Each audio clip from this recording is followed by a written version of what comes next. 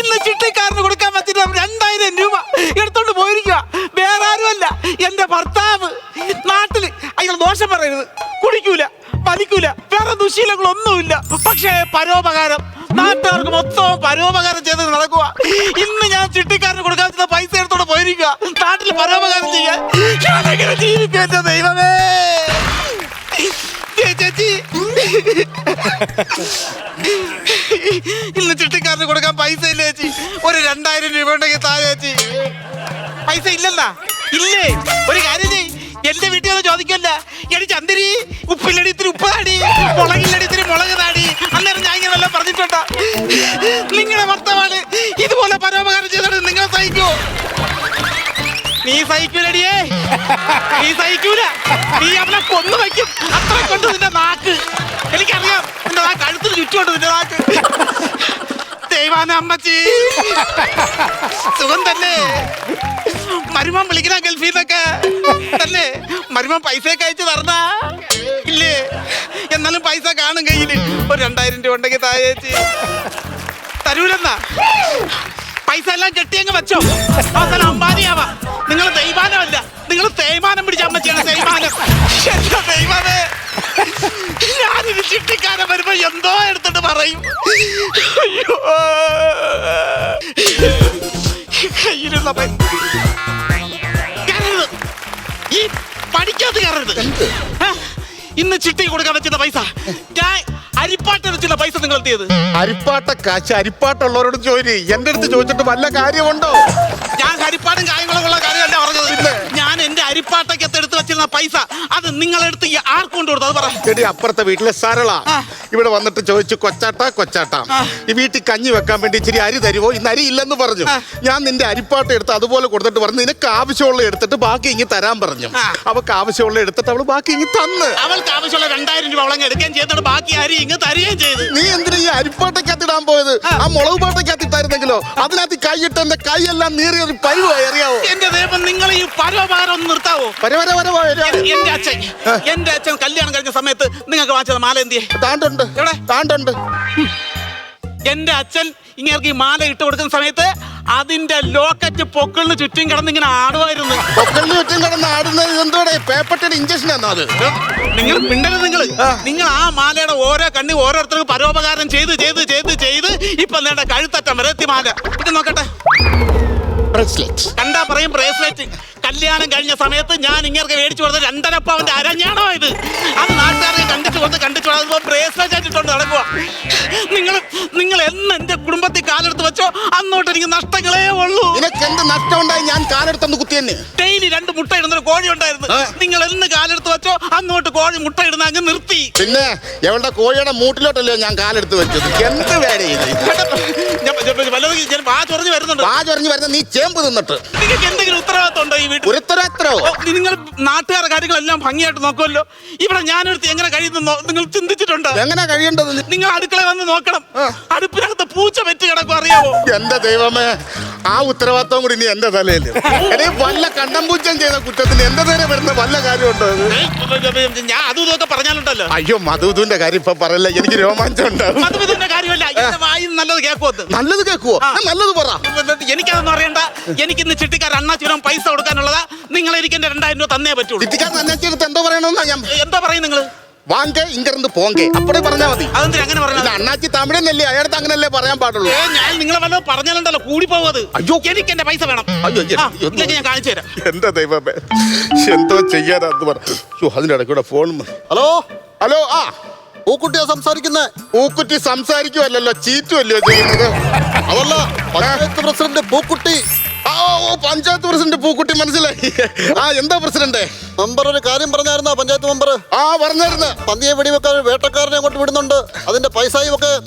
വേട്ടക്കാരന്റെ ഫുഡും അക്കോമഡേഷനും ഒക്കെ ഉള്ള പൈസ ഞാൻ പഞ്ചായത്തിൽ നിന്ന് കൈപ്പറ്റി കഴിഞ്ഞു. ഓക്കെ. അതെല്ലാം ഞാൻ കൃത്യമായിട്ട് ചെയ്തോളാം. ആട്ടെ. ഓക്കെ, അപ്പൊ കാര്യങ്ങളൊക്കെ ഭംഗിയായിട്ട് നടക്കട്ടെ. അതില്ലേ ഒരു അനൗൺസ്മെന്റ് അങ്ങോട്ട് വിട്ടിട്ടുണ്ട്. ഈ പൈസ എടുത്ത് എങ്ങോട്ട് മറിച്ച് ആരെയും ഞാൻ സഹായിച്ചിട്ടുണ്ട്. ആ 25,000 രൂപ എടുത്ത് ഈ അനൗൺസ്മെന്റ് എന്ന് പറഞ്ഞോണ്ട് ഇത് അനൗൺസ്മെന്റിന് ഞാൻ പൈസ കൊടുത്തായിരുന്നല്ലോ പറഞ്ഞതുപോലെ.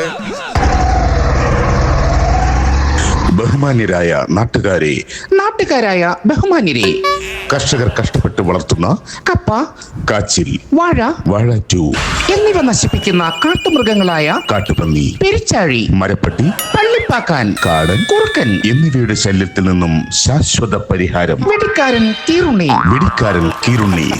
കീറുണ്ണി നമ്മുടെ പഞ്ചായത്തിൽ ദിവസേന 4 വെടികൾ.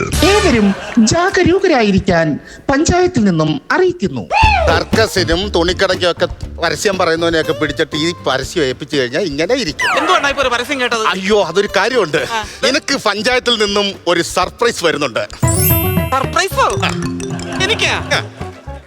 മനസ്സിലായി. കോഴിമുട്ട. അല്ലോ, തെങ്ങിൻ തൈ അല്ല.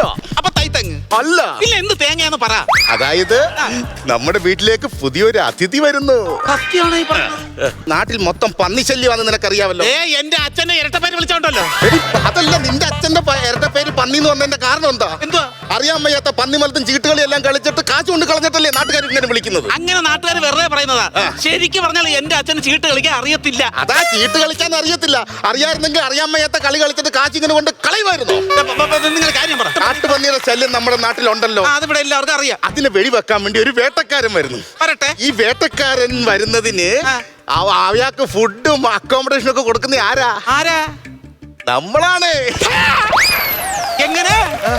ഈ വീട്ടിൽ തോർത്തിനെ ഞാൻ കേട്ടത്തില്ല. നിങ്ങൾ വല്ലവരെന്ന് പൈസ വാങ്ങിയിട്ടുണ്ടെങ്കിൽ നിങ്ങൾ അവിടെ കൊണ്ട് താമസിപ്പിച്ചോളൂ. ഞാൻ കാര്യം പറയാം. ഈ വേട്ടക്കാരന് വേണ്ടി 25,000 രൂപ ഞാൻ മേടിച്ചിട്ടുണ്ടായിരുന്നു. ആ പൈസ ആരാ മേടിച്ചോണ്ട് പോയെന്നറിയാം? ആ പൈസ നിങ്ങൾ നാട്ടുകാർക്ക് കൊണ്ട് പരോപകാരത്തിന് കൊടുത്തിട്ടുണ്ടോ? ആ നാട്ടുകാരൻ തന്നെ. നിന്റെ ആങ്ങളെയായ ഒരു നാട്ടുകാരൻ. അവന് ബൈക്ക് വേണമെന്നും പറഞ്ഞ് എന്റെ 25,000 മേടിച്ചോണ്ട് പോയില്ലായിരുന്നോ? അതുകൊണ്ട് ഇതിന് പരിഹാരം നീ കാണണം. നമ്മുടെ വീട്ടിൽ താമസിച്ചിട്ട് ഉള്ളതിൽ പങ്ക് കൊടുത്താൽ മതി. ഇനിയിപ്പോ എന്ത് ചെയ്യാൻ പറ്റും? ഇനി വേട്ടക്കാരൻ വരട്ടെ, നമുക്ക് എങ്ങനെങ്കിലും അഡ്ജസ്റ്റ് ചെയ്ത് പോകാം. ഞാനൊരു കാര്യം പറയട്ടെ. 1 2 പറഞ്ഞു. നമുക്കേ വേട്ടക്കാരനെ നമുക്ക് വേറെ ഏതെങ്കിലും വീട്ടിൽ നമുക്ക് താമസിപ്പിച്ചാലോ? വേറെ എവിടെയെങ്കിലും താമസിപ്പിക്കാനെന്ന റൂമും എടുത്ത് അത് വേണ്ട. എന്റെ വള കണ്ടുകൊണ്ട് അങ്ങനെ വേട്ടക്കാരന് പുതിയ വീട് എടുത്ത് കൊടുക്കാൻ കാര്യം ചെയ്യാം. നമുക്ക് വേട്ടക്കാരനെ ശരി. ഞാനൊരു കാര്യം ചെയ്യാം. ഇത് അവസാനത്തെ പരോപകാരമായിരിക്കണം. ഇനി മേലിൽ പരോപകാരം ചെയ്യൂലെന്ന് സത്യം ചെയ്യും.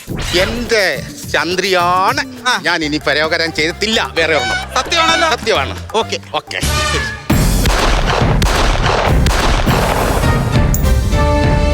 അയ്യോ, പിടിശബ്ദമല്ലേ കേട്ടത്?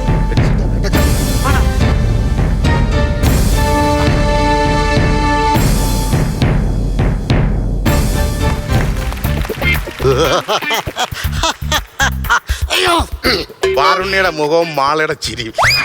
ഇത് ഞാൻ വേട്ടക്കാരൻ. വെടിക്കാരൻ. ഏറ്റവും വലിയ വെടിക്കാരനാ ദാ ഇവിടെ നിൽക്കുന്നു. നിങ്ങൾ വേട്ടക്കാരാണോ? നിങ്ങൾ തോക്ക് കൊണ്ട് വെടിവെക്കുന്നു, ഇയാള് നാക്ക് കൊണ്ട് ഓ വെടിവെക്കുന്നു. ശരിയാ. എന്റെ ഫുഡ് ആൻഡ് അക്കോമഡേഷൻ. അയ്യോ, അത് നമുക്ക് ഇവിടെ അറേഞ്ച് ചെയ്യാമല്ലേ? അപ്പം എന്റെ ഒരു മെനു കാണിക്കാം. കാണിക്കാൻ അതായിരുന്നു. രാവിലെ 15 ഇഡലി ഓർ പൊറോട്ട. രാവിലെ 15 ഇഡലി അല്ലെങ്കിൽ പൊറോട്ട. അങ്ങനല്ല, 15 ഇഡലി 1 പൊറോട്ട. അതെന്താ 15 ഇഡലി കൂടെ 1 പൊറോട്ട പിന്നെ തിന്നുന്നത്? എന്റെ പ്രസിഡന്റ്, ഈ ഇഡലി കഴിക്കുമ്പോ അങ്ങ് പെട്ടെന്ന് അങ്ങ് ദഹിക്കും. അപ്പൊ ഈ പൊറോട്ട കഴിച്ചാൽ ദഹിക്കത്തില്ല. അപ്പൊ ഇഡലിയുടെ പുറത്ത് ആ പൊറോട്ട എടുത്ത് ഇങ്ങനെ കഴിച്ച് ഇങ്ങനെ കമത്തി എടുക്കാം. അപ്പൊ അടി കിടക്കുന്ന ഇഡലിയും കൂടെ ദഹിക്കത്തില്ല. ഇഡലിക്ക് ഒരു സുരക്ഷ. അതെ. അപ്പൊ ഉച്ചക്ക് നെയ്ച്ചോറ്. നെയ്ച്ചോറ് മതി. അതിന്റെ കൂടെ ഇച്ചിരി ബീഫും ചിക്കനും ഉണ്ട്. അല്ല, 4 മണിക്ക് നല്ല ചൂട് ചായയും മൃദുവായ ഒരു കടിയും ഞാൻ ഇരിക്കുന്നിടത്ത് കിട്ടണം. ഇയാളെ ചന്തയ്ക്ക് ഞാൻ കടിക്കാൻ വരാൻ പോയില്ല. എന്തോ ഇയാള് പറഞ്ഞെന്താ ഇരിക്കുന്ന സ്ഥലത്ത് മൃദുവായിട്ടൊന്ന് കടിക്കണം? അതല്ല, ഞാൻ ഇരിക്കുന്നിടത്ത് കൊണ്ടു തരണം ചായയും മൃദുവായ കടിയും. പിന്നെ വൈകിട്ട് പ്രത്യേകിച്ച് നിർബന്ധമൊന്നുമില്ല. രാവിലത്തെ എന്തെങ്കിലും വെച്ച് തന്നാൽ മതി. രാവിലത്തെ സുപ്രഭാതം വെച്ച് തന്നാൽ മതിയാ കഴിക്കാൻ. അല്ല, അതല്ല കേൾക്കാൻ. നിങ്ങൾ പാരമ്പര്യമായിട്ട് വെടിക്കാരാണ്? അതല്ല, ഞങ്ങൾ പാരമ്പര്യമായിട്ട് അങ്ങനെ വെടിവെച്ച് ആഹാരം കഴിക്കേണ്ട ആവശ്യമില്ല ഞങ്ങൾക്ക്. പക്ഷെ ഞങ്ങളുടെ അപ്പൂപ്പൻ ഒരു ചെറിയ വെടിക്കാരനായിരുന്നു. അപ്പൂപ്പനും കുറെ കൂട്ടുകാരും കൂടെ പണ്ട് ഇങ്ങനെ കാട്ടി വെടിവെക്കാൻ പോയി. എന്നിട്ട് ഒരു കരടിയുടെ മുമ്പിൽ ചെന്ന് പെട്ട്. കരടിയുടെ മുമ്പിൽ ചെന്ന് പെട്ടാൽ രക്ഷപ്പെടാൻ ഒരു മാർഗമുണ്ട്. എന്ത്? എനിക്കറിയാം. ചത്തന്റെ കൂട്ട് കിടന്നാൽ മതി. അപ്പൂപ്പൻ ഇങ്ങനെ ചത്ത ശവം പോലെ ഇങ്ങനെ കിടന്ന് കരടി തൊട്ടടുത്തൊന്ന് കുത്തിയിരുന്ന് ഇങ്ങനെ വെയിറ്റ് ചെയ്തിരിക്കോ കരടി. ആരെ വെയിറ്റ് ചെയ്തത്? കാരണം ശവമാണല്ലോ കിടക്കുന്നത്, കരടിക്ക് ജ്ഞാനൊക്കത്തില്ലോ. അപ്പൊ അങ്ങനെ കഴുകൻ വന്ന് കൊത്തിപ്പറിക്കുന്നവരെ കരടി വിടരുന്ന്. കഴുകൻ വന്ന് ഇങ്ങനെ കൊത്തിപ്പറിച്ചപ്പോ അപ്പൂപ്പൻ ചെറുതായിട്ടൊന്ന് അനങ്ങി. എന്താ മരിച്ചിട്ടില്ലല്ലോ, അതെ, മരിച്ചിട്ടില്ല. അതെ, അതെ. അപ്പൊ കരടിക്ക് മനസ്സിലായി ഇത് മരിച്ചതല്ല, ശവമല്ല, ജീവനുണ്ടെന്ന്. അപ്പൊ പിന്നെ ഈ കരടിയും ഈ കഴുകനൂടെ രണ്ടുപേരും ഷെയർ ഇട്ട് അപ്പനെ കൊണ്ടുപോയി. അപ്പൊ അച്ഛനും ഇതാണോ പരിപാടി? അല്ല, അച്ഛൻ ആലപ്പുഴ ജില്ലാ കോടതിയിലെ ശിരസ്തദാറായിരുന്നു. ആലപ്പുഴ ജില്ലാ കോടതിയിൽ ആരാന്നാ പറഞ്ഞ? എന്റെ പൊന്നു സുഹൃത്തെ, ഒരു പ്രാവശ്യം പറഞ്ഞു, ഇനി പറഞ്ഞാൽ ഞാൻ അച്ഛനില്ലെന്ന് ഞാൻ പറയും. അത്ര പൊക്കത്തുള്ളൂ.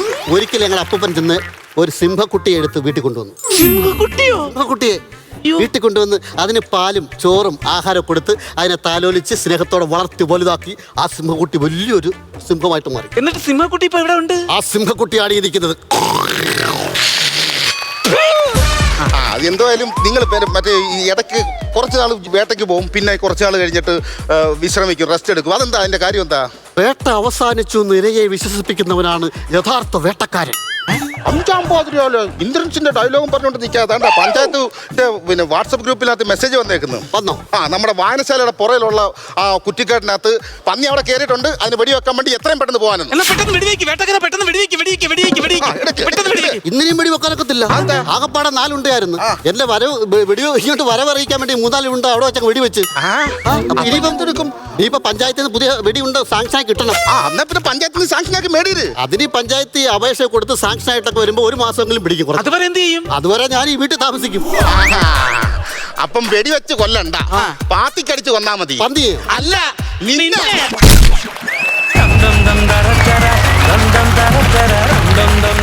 സ്കിറ്റ് കഴിഞ്ഞു. നമുക്ക് നേരെ അഭിപ്രായം ചോദിക്കാം. ഷാജു ചേട്ടാ.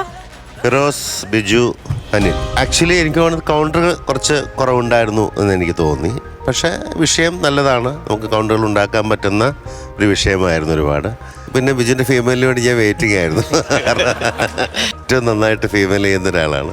അവരുടെ ഏരിയയൊക്കെ നന്നായിരുന്നു. ഈ പറയുന്ന വേട്ടക്കാരൻ്റെ വരവും കാര്യങ്ങളും. അതുപോലെ ക്ലൈമാക്സ് എത്തുമ്പോൾ നമുക്ക് തമാശകളുടെ കുറവ് ഫീൽ ചെയ്തു എന്നുള്ളതാണ്. എനിക്ക് തോന്നുന്നു നല്ല ആർട്ടിസ്റ്റുകളായിട്ട് നിങ്ങൾ പെർഫോം ചെയ്യുന്നുണ്ട്. പക്ഷേ നമുക്ക് ഹ്യൂമർ ചിരിക്കാൻ പറ്റാത്ത സാഹചര്യങ്ങൾ പലപ്പോഴും ഉണ്ടായിട്ടുണ്ട്. അപ്പോൾ കുറച്ചുകൂടെ ഹ്യൂമറുകൾ വന്നാൽ നന്നായിരുന്നു എന്ന് എനിക്ക് തോന്നി. അത്രയേ തോന്നിയുള്ളൂ. ബാക്കി ആർട്ടിസ്റ്റ് വൈസ് നിങ്ങൾ ഒന്നും പറയാനില്ല. നല്ല ആർട്ടിസ്റ്റുകളാണ്. തീർച്ചയായിട്ടും ഇനിയും നല്ല ഗംഭീര കൗണ്ടറുകളുള്ള സ്കിറ്റുകളുമായിട്ട് ഇനി വീണ്ടും വരട്ടെ. ഓക്കെ, താങ്ക് യു ചേട്ടാ. നസീർക്ക. തുടക്കം നല്ല രസമായിരുന്നു കേട്ടോ. ബിജു വന്നിട്ട് ആ ഒരു സംഭവങ്ങളൊക്കെ നല്ല രസമായിട്ട് വന്നു. അതിനുശേഷം ഫിറോസ് വന്നു, ദാനധർമ്മം ചെയ്യുന്ന ഒരാളാണ്. അതൊക്കെ പറഞ്ഞപ്പോൾ നമ്മൾ ഒരുപാട് പ്രതീക്ഷകൾ വന്നപ്പോൾ ആ ഒരു ലെവലിൽ തന്നെ മുമ്പോട്ട് പോകുമെന്നാണ് വിചാരിച്ചത്. പക്ഷേ മുമ്പോട്ട് വരുമ്പോൾ നമുക്ക് കൗണ്ടറുകളേ ഇല്ല. കൗണ്ടർ ഉണ്ടെങ്കിലേ നമുക്ക് ചിരിക്കാൻ പറ്റുള്ളൂ. ചിരി ഉണ്ടെങ്കിലേ നമുക്ക് കാശ് കിട്ടുള്ളൂ. അതാണൊരു വിഷയം. അപ്പം ചിരിയുടെ സംഭവങ്ങൾ അത്യാവശ്യം നമ്മൾ കണ്ടന്റ് എടുക്കുമ്പോൾ അത് ബിജു ഇവിടെ കുറേ നാളുകളായിട്ടുള്ളതാണ്. പൊഴിയൂരിന് അറിയാൻ പോരെ. ഫിറോസ് പിന്നെ ഇപ്പം ഈ അടുത്തിടെ കൊണ്ട് അനിലും ഫിറോസും വന്നതേ ഉള്ളൂ. എന്നാലും അവർ ഷോ കാണുമ്പോൾ അവർക്കറിയാം ഇവിടെ ചിരിക്കനുസരിച്ച് പൈസ ഇങ്ങനെ കൂടിക്കൊണ്ടിരിക്കുമെന്നറിയാം. നല്ല രീതിയിൽ നിങ്ങൾ 3 പേര് അഭിനയിക്കുന്നുണ്ട്. അഭിനയത്തിൻ്റെ കൂട്ടത്തിൽ ചിരിയും കൂടെ ഉണ്ടെങ്കിലേ മൊത്തത്തിലൊരു രസമാകുള്ളൂ. അപ്പോൾ അടുത്ത പ്രാവശ്യം അതിനു വേണ്ടി ശ്രമിക്കുക കേട്ടോ. നമ്മൾ കുറേ ഡയലോഗുകൾ നമ്മൾ പറഞ്ഞിട്ട് കഥയില്ല. ആ പറയുന്ന ഡയലോഗിൻ്റെ അകത്ത് ചിരിയുണ്ടെങ്കിലേ നമുക്ക് അതിനൊരു വാല്യൂ ഉണ്ടാവുകയുള്ളൂ. അപ്പോൾ അതിന് ശ്രദ്ധിക്കുക. അടുത്ത പ്രാവശ്യം ഗംഭീര സ്കിറ്റുമായിട്ട് വീണ്ടും വരിക. Okay, all the best. Thanks പ്രചോദേട്ടാ. 3 പേരും നല്ല കിടിലൻ ആർട്ടിസ്റ്റുകളാണ് ഇവിടെ തെളിയിച്ച്. ഇതിനു മുമ്പും നമുക്ക് എല്ലാവർക്കും അറിയാവുന്ന ഏറ്റവും നല്ല കഴിവുള്ള ആർട്ടിസ്റ്റുകളാണ്. ഇതിനകത്ത് വന്നപ്പോൾ എനിക്ക് തോന്നുന്നു, ഇപ്പം നസീർക്ക പറഞ്ഞാൽ ഈ തുടക്കത്തിൽ ബിജുവിൻ്റെ ഇവിടുത്തെ പെർഫോമൻസ് അടിപൊളിയാണ്. അതിനൊരു കയ്യടി നമ്മളത് അസാധ്യമായിട്ട് ചിരിപ്പിച്ചെന്നുള്ള കാര്യം. അവർ പോലും ഇരുന്ന് ആ കൗണ്ടറുകൾ നല്ലതായിരുന്നു. തേയ്മാനമാണെന്നൊക്കെ പറഞ്ഞൊരു സാധനങ്ങൾ. പിന്നെ അവർ പോലും പ്രതീക്ഷിക്കാത്ത ആ ചാറ്റ് എന്ന് പറഞ്ഞൊരു പരിപാടി ഭയങ്കര ഹൈ ആയിരുന്നു. അത് കഴിഞ്ഞ് വന്ന് ഫിറോസുമായിട്ടുള്ള കോമ്പിനേഷൻ കഴിഞ്ഞതിന് ശേഷം പിന്നുള്ള ഡയലോഗ്സിലേക്ക് വന്നപ്പോൾ ഇത്തിരി സീരിയസും ഹ്യൂമർ വളരെ കുറഞ്ഞു പോയി. അനിലിൻ്റെയൊക്കെ ക്യാരക്ടർ എന്ന് പറഞ്ഞാൽ പൂന്ത് വിളയാടേണ്ട ക്യാരക്ടറാണ്. പക്ഷേ ആ ഒരു പ്രസൻസ് നമുക്കിനകത്ത് കിട്ടിയില്ല. എനിക്ക് തോന്നുന്നു ചിലപ്പോൾ സ്ക്രിപ്റ്റിനുള്ള സമയം കിട്ടി കാണില്ല, വർക്ക് ചെയ്യാനുള്ള സമയം കിട്ടി കാണത്തില്ല. അപ്പോൾ അടുത്തതിന് കാര്യം ബിജു ഒക്കെ ഫീമെയിൽ വേഷം ഇവിടെ കെട്ടി നിന്നൊരു കൗണ്ടർ 10 അടിക്കുന്ന ഒരാളാണ് ഇന്ന്. പക്ഷേ നമുക്ക് അത് കഴിഞ്ഞാൽ മുമ്പിലോട്ടുള്ള ഒരു യാത്ര വന്നപ്പോഴത്തേക്ക് പിന്നെ അതിന് ടൈം കിട്ടിയില്ല. അപ്പോൾ അടുത്തതിൽ എന്തായാലും പൊളിക്കുക, ശ്രദ്ധിക്കുക. ഏറ്റവും അധികം നല്ല സ്കോർ ചെയ്യാൻ കെൽപ്പുള്ള ആർട്ടിസ്റ്റുകളാണ്. All the best. നസീർക്ക, അപ്പോൾ എത്ര മാർക്ക് കൊടുക്കാം നമുക്ക്? ഞാനൊരു 5000 രൂപ. 5000. ഓക്കെ. ഷാജു ചേട്ടാ? 5000 രൂപ. 5000. 10000 രൂപയായിട്ടുണ്ട് ഇപ്പോഴത്തെ ടോട്ടൽ. പ്രചോദേട്ടൻ ഹൈഡ് ചെയ്തിട്ടുണ്ട് ചേട്ടാ. 20,000 രൂപയാണ് ഈ സ്കിറ്റ് നേടിയിരിക്കുന്നത്. ചേട്ടന്മാരെ അടുത്ത തവണ വരുമ്പോഴത്തേക്കും കൗണ്ടർ നിറച്ച് നമുക്ക് എന്തായാലും ഇവിടെ പഞ്ചടിക്കണം. ഓക്കെ, ശരി. Thank you sir.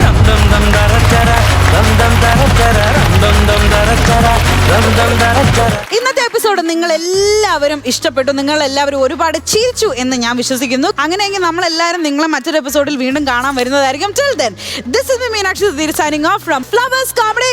Is item very. Bye bye.